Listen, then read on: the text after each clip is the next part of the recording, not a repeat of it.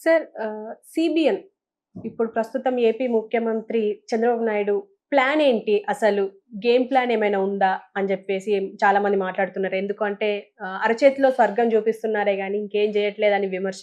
ఇంకో పక్క ఉప ముఖ్యమంత్రి కూడా ఇస్రోకెళ్ళి ముసి ముసి నవ్వడం తప్ప ఇంకేం జేస్తున్నారు అని జెప్పేసి విమర్శలొస్తున్నాయి. హ్మ్. దీని గురించి మీరేమంటారు సార్? నాకు అలాగ అనిపించింది. బట్ ఫస్ట్ చంద్రబాబు నాయుడు గారి గురించి చెప్పాలంటే, ఆయన అనుభవంతోటి మంచి మంచి మీటింగ్ అంబానీ గ్రూప్‌ని, అలాగే పెద్ద పెద్ద గ్రూపులని మీట్ చేస్తూ, ఆయన అనుకున్న సంపదను సృష్టించాలనే భాగంలో అనుకుంటా కంపెనీస్‌ని ఇక్కడ ఇన్వైట్ చేయడం అవి చేస్తున్నారు. అవి జరుగుతుంది. ఎందుకంటే ఇతను జగన్ పాలన అనేది ఒక పెద్ద గీత పక్కన ఇంకో పెద్ద గీత గీస్తే కదా చిన్న గీత అవ్వదు కదా! అవును. ఆ విధంగా ఇప్పుడు జగన్ చిన్న గీత అయిపోయాడు. హ్మ్. పెద్ద గీత కింద ఇతను మళ్ళీ గెలవటం 150 సీట్లను, అతను 11 సీట్లు గెలవడం అనే దాంతోటి ప్రూవ్ అయిపోయింది. హ్మ్. సంథింగ్ రాంగ్ కాబట్టి లాస్ట్ టైం చంద్రబాబు నాయుడు కూడా అలా చేశారు. ఈసారి అతను చేశారు. ఎవరో పర్మనెంట్ కాదని నిరూపణ అయింది. కానీ ఇప్పుడు ఇతను నిరూపించుకోవాలి కాబట్టి అప్పుడులాగా సింగపూర్ చూపించి, గ్రాఫిక్స్ చూపించి అలా చూపిస్తే జరగదు. మనం కూడా చాలాసార్లు అన్నాం. అమరావతిని హైదరాబాద్ లెవెల్ తీసుకెళ్లాలంటే మినిమం 30 ఇయర్స్ అవుతుంది హ్మ్. నా లెక్క ప్రకారంగా. సో అక్కడికి మూవ్ అవ్వాలి. ఇప్పుడు హైదరాబాద్లో కూర్చొని మనందరం మాట్లాడుతున్నాం. హ్మ్. ఆంధ్ర మీద ఎందుకు మోజు లేదంటే ఆంధ్రాకి ఈ హైదరాబాద్ పోయింది. అప్పుడు విశాఖపట్నం మీదన్నా ఫోకస్ చేయాలి ఎక్కువ. అక్కడ ఉన్న సిటీస్ మీద ఫోకస్ చేస్తూ ఒకటి పేదర్ సిటీ అనుకున్న విశాఖపట్నం మీద ఫోకస్ చేస్తే ఏమన్నా గుడ్లో మెల్ల వస్తుంది. హ్మ్. అర్థమైందా? అక్కడ వాళ్ళ కమ్యూనిటీయే విశాఖపట్నాన్ని పెరగకుండా చేశారు. చంద్రబాబు నాయుడు గారికి అమ్మాయి క్యాస్టే దాన్ని పెరగకుండా చేశారు. వాళ్ళే సంపాదించుకోవాలని. అది నేను చాలా కాలం చెప్తున్నా. వాళ్ళ కోపం కూడా వచ్చింది. కోపం వచ్చి నేనేం చేస్తాను దానికి? అది జరిగింది. అది మీకంటే ఎక్కువ తెలుసు. నేను 40 ఏళ్ళ నుంచి చేస్తాను సినిమాలు అక్కడ. హ్మ్. నా ఫ్రెండ్స్ ఉన్నారు. అందులో 75% అమ్మాసే. హ్మ్. వాళ్ళు ఎవ్రీ వీకెండ్ మీటింగ్ పెట్టుకుంటారు అక్కడ. అంచేత విశాఖపట్నం దురదృష్టం ఏంటంటే పాపం ఆ ప్రజలు మిడిల్ క్లాస్లో ఉంటారు. ఉద్యోగాలు చేసుకుంటూ స్కూటర్ వేసుకుని. డబ్బులు ఉన్న వాళ్ళు అందరూ కూడా అక్కడ బయట నుంచి వచ్చిన వాళ్ళే. హ్మ్. రాజమండ్రి నుంచి, విజయవాడ నుంచి, అక్కడి నుంచి వచ్చిన వాళ్ళు. మీకు అర్థమైందా? కావాలంటే వెళ్ళి చెక్ చేసుకోండి. ఇది అందరికీ తెలిసింది. ఇక నుంచి కమ్మ అనొద్దు, కేజీబీ అందాం. అదే కమ్మ గ్లోబల్ కేజీఎఫ్ అందాం. ఎందుకంటే అలాగంటే మళ్ళీ కోపం వస్తుంది అస్మాన్. అది కేజీఎఫ్ వాళ్ళు చేసిన పొరపాటు. అది అమరావతిని ఎంత కాలం చేస్తే నువ్వు తయారవుతుంది. అది ఏముంటుంది అక్కడ? You can make it one of the place. కానీ దాన్ని నువ్వు నీ టర్మ్లో అవ్వలేవు. నీ టర్మ్లో పోలవరం అవ్వదు. నీ టర్మ్లో స్పెషల్ స్టాటస్ రాదు. ఎందుకు వస్తుంది? స్పెషల్ స్టాటస్ ఇచ్చారంటే అది బీజేపీ గవర్నమెంట్ అయిపోవాలి. ఇది Telugu Desam and Janasena everything should become BJP. వాళ్ళు బీజేపీని అలా స్కాటర్ చేయడం కోసమే అడ్డమైన వాళ్ళు అందరినీ చేర్చుకుంటున్నారు.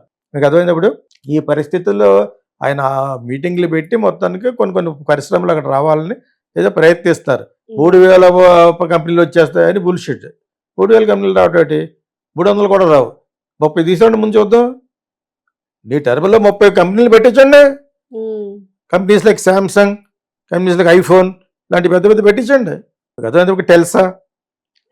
టెస్లా అటువంటి పెట్టించండి. It's enough. సో అక్కడ ఇంత ఇన్ఫ్రాస్ట్రక్చర్ నువ్వు క్రియేట్ చేయాలి. అక్కడ ఒక ప్రాజెక్ట్ జరుగుతున్న ప్రాజెక్టే పూర్తి అవ్వలేదు. సగం జగన్ జడదొబ్బాడు విత్ ఇస్ మెంటల్ సైకో దాని గురించి. ఎవడే అనుకుంటారంటే స్టూపిడ్స్. రాష్ట్రాన్ని పాడు చేసింది వాళ్ళే. ఆంధ్రాకి ఒక ప్లేస్ లేదు. ఇప్పుడు నువ్వేం ముఖం పెట్టుకుని చంద్రబాబు నాయుడు అందరూ వచ్చామంటే 3000 కంపెనీలు వచ్చేస్తే ఒక్కడ రాడు. వాళ్ళు అన్నీ వచ్చి స్టడీ చేసుకోరు. నువ్వేదో ల్యాండ్ ఇచ్చేసి మాత్రం పెట్టేస్తారా? అది జరగాలనే కోరుకుంటాం. Being one of our AP స్టేట్కి సంబంధించి ఏపీ స్టేట్ తెలంగాణ వచ్చాక ఏపీ మీద ఇంట్రెస్టే పోయింది. That's what I'm telling. Hyderabad లాగా అవ్వాలంటే ఎలాగా అవుతుంది? ఇప్పుడు Hyderabad is happening city in the whole world. అది జరగదు. ఇప్పుడు పవన్ కళ్యాణ్కి వస్తే పవన్ కళ్యాణ్కి అదే కొత్త పిచ్చోడికి పొద్దురదు అన్నట్టుగాను కొత్తగా వచ్చింది కాబట్టి 10 ఏళ్ళు అలా కష్టపడి రిలాక్సింగ్గా హ్యాపీగా చిన్నప్పటి నుంచి ఇస్రో తలుపు కొట్టి వెళ్దాం అనుకుంటే పోలీసులు అడ్డగించారు కాబట్టి ఇప్పుడు ఇంతకాలాన్ని నాకు కోరిక తీరిందని ఎవరో బాగా ప్రిపేర్ చేస్తే బాగా మాట్లాడడం బాగానే మాట్లాడాడు. ఆ సైంటిస్టులకి అక్కడ ఉన్న వాళ్ళందరినీ డైరెక్టర్స్ని బాగా పొగిడాడు. దాన్ని పిలుస్తారని అనుకోలేదు. ఇక్కడికి ఎప్పుడు రావాలనుకుంటే చాలా బాగా మాట్లాడాడు. నేను అది అప్రిషియేట్ చేశాను. చాలామంది రెడ్ కూడా వెళ్ళింది అక్కడికి. డైరెక్ట్గా షూట్ చేశారనమాట. సో అందరూ అన్నిట్లోనే ఒకటే ఉంటుంది. ఒక్కొక్క ఛానల్కి సెపరేట్గా ఇవ్వలేదు కాబట్టి అందరూ కెమెరాలు ఫిక్స్ చేసుకుని చేశారు. బాగానే మాట్లాడారు. ఈ స్పోక్ వెరీ వెల్. ఎవరు? పవన్ కళ్యాణ్. అదే ఎక్స్పీరియన్స్ మేక్స్ బెన్ పెర్ఫెక్ట్. అదే that is been prepared speech అయినా అతను చాలా మాట్లాడుకునేట్టుగానే మాట్లాడాడు. అది యాక్చువల్గా ప్రిపేర్డ్ స్పీచే. ఎవరన్నా బాగా మంచి మంచి పాయింట్లు చెప్పారు, లేదా అతనికేం తెలుసు అతనికి. ఇట్ ఈస్ కంప్లీట్ జనరల్ నాలెడ్జ్తో సంబంధించింది. స్పేస్ క్రాఫ్ట్స్ గురించి, ఆర్యభట్ట గురించి అన్ని బాగా మాట్లాడాడు. అతను చదువుకునే టైంలో ఆర్యభట్ట చిన్న ఏదో వాళ్ళ స్కూల్ టీచర్ ఏదో చేయమన్నట్టు అవన్నీ చెప్పాడు. అండ్ ఈ ఆల్సో స్పోక్ బెటర్ ఇంగ్లీష్. నేను భయపడ్డాను అందుకు ముందు, చాలాసార్లు చెడదప్పివాడు అక్కడెక్కడ ఎవరో మరి. ఇప్పుడు ఎక్స్పీరియన్స్, ఒక విక్టరీ వచ్చిన సంతోషం కదా మనిషికి. సగం బలం, సినిమా వాళ్ళ గురించి చెప్తున్నాను, సగం బలం తృప్తి. అండ్ ఆల్సో వివేకానంద చెప్పినట్టు the power is with in me, నాలో ఉంది, నేను డైరెక్ట్ చేయగలను, నేను యాక్ట్ చేయగలను అనేది ఉండమని చెప్తాను. నేను సినిమా చూసేవాళ్ళు ఈయన వంటి కాలం మీద మాట్లాడతాడు, నేను ఎన్ని కాలం మీద మాట్లాడితే నీకు తన్ను పట్టింది.